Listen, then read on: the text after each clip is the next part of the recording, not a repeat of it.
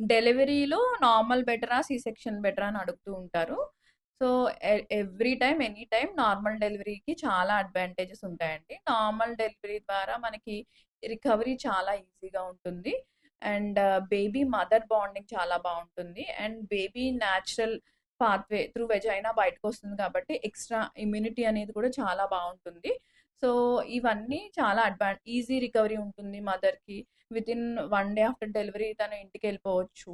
And baby breast ఫీడింగ్‌కి ఈజీగా ఉంటుంది. సో, ఇవన్నీ నార్మల్ డెలివరీకి అడ్వాంటేజెస్ ఉంటాయి. So, normal delivery is always better or best than C section.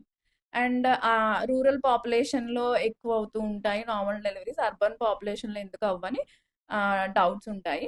So, ఏంటంటే నార్మల్ డెలివరీ అవ్వాలి అంటే పెల్విక్ ఫ్లోర్ బావుండాలి. దాంతో పాటు strength, mother strength and mother స్ట్రాంగ్‌గా ఉండాలి. పెయిన్స్ భరించాలి. ఇవన్నీ ఏంటంటే కొంచెం యాక్టివిటీ ఎక్కువ ఉన్న వాళ్ళలో ఈజీగా ఉంటుంది normal delivery. So, rural population జనరల్‌గానే ఎక్కువ యాక్టివిటీ చేస్తూ ఉంటారు. వాళ్ళ పనులు వాళ్ళు చేసుకోవడం గానీ, ఇంట్లో కూర్చొని బట్టలు ఉతకడం గానీ, ఇల్లు ఊడవడం గానీ, అవన్నీ మనం కింద కూర్చొని చేస్తాం.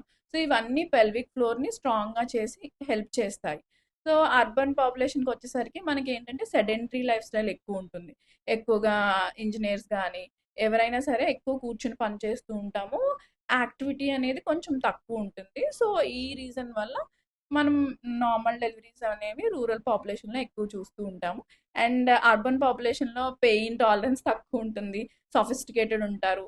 సో, ఇవి కూడా కొన్ని రీజన్స్ కావచ్చు.